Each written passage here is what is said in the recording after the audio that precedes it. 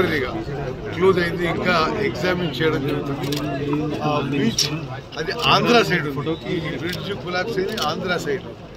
అయినా సరే మొత్తం రెండు రాష్ట్రాలకి రాకపోకలు ఆగిపోయింది.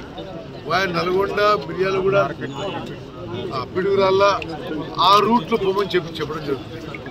అర్థం చేసుకోండి, హైదరాబాద్ సూర్యాపేట్ కోదాడ్ విజయవాడ రోడ్డు తాత్కాలికంగా క్లోజ్ చేసి హైదరాబాద్ నల్గొండ మిర్యాలగూడ పిడుగురాళ్ళ ఆ రూట్లో పోమని చెప్పి ప్రయాణికులకి సలహా ఇస్తున్నారు. దీని మరమ్మతులు కూడా వెంటనే చేపట్టారు. కోదాడలో ఒకటి అర్బన్ బాడీస్ లో టౌన్స్ లో మున్సిపాలిటీస్ లో చాలా స్పష్టంగా నిరూపించబడ్డది ఏంటంటే ఈ చెరువుల ఆక్రమణ, ఈ కాలువల ఆక్రమణ, ఈ కుంటల ఆక్రమణ మనము దానికి చాలా పెద్ద మూల్యం చెల్లిస్తున్నాం. ఇక దాన్ని ఇదే ఈ వరదలు అయిపోయినాక మళ్ళీ మాట్లాడతాం.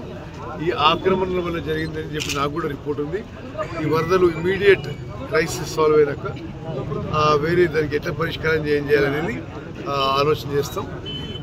ఇళ్లలోకి నీళ్ళు వచ్చిన వాళ్ళకి కానీ పొలాలు మునిగిపోయిన వాళ్ళకి కానీ రైతులకి తప్పనిసరిగా ప్రభుత్వం తగిన విధంగా సాయం అందిస్తుందని చెప్పి హామీ ఇస్తుంది. తప్పనిసరిగా చనిపోయిన కుటుంబాలకు కూడా సాయం చేస్తూ అది నేను సాయంత్రం ప్రకటిస్తాను. అకాల వర్షం కారణంగా హైడ్రా అనేది తెర మీదకి వచ్చింది. దాని మీద రాష్ట్ర వ్యాప్తంగా ఏమన్నా చట్టం చేయబోతున్నారు? సరే, ఆల్రెడీ చట్టం ఉంది. చెరువులు కుంటలు కాలువలు ఆక్రమించుకొని చట్టాలు ఉండనే ఉన్నాయి. ఇప్పటివరకు ఉల్లంఘించబడ్డాయి. ఇప్పుడు అది మంచిది కాదని తేలిపోయింది. ముఖ్యమంత్రి గారు 2 గంటల్లో హైదరాబాద్ టు ఖమ్మం వయా సూర్యాపేట పోతున్నారు.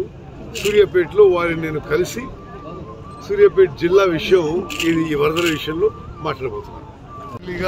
టెంపరీగా క్లోజ్ అయింది. ఇంకా ఎగ్జామిన్ చేయడం జరుగుతుంది. బీచ్ అది ఆంధ్ర సైడ్ ఉంది. ఈ బ్రిడ్జ్ కొలాప్స్ అయింది ఆంధ్ర సైడ్. అయినా సరే మొత్తం రెండు రాష్ట్రాలకి రాకపోకలు ఆగిపోయింది. నల్గొండ మిర్యాలగూడ పిడుగురాళ్ళ ఆ రూట్లో పోమని చెప్పడం జరుగుతుంది. అర్థం చేసుకోండి, హైదరాబాద్ సూర్యాపేట్ కోదాడ్ విజయవాడ రోడ్డు తాత్కాలికంగా క్లోజ్ చేసి హైదరాబాద్ నల్గొండ మిర్యాలగూడ పిడుగురాళ్ళ ఆ రూట్లో పోమని చెప్పి ప్రయాణికులకి సలహా ఇస్తున్నారు. దీని మరమ్మతులు కూడా వెంటనే చేపట్టారు. కోదాడలో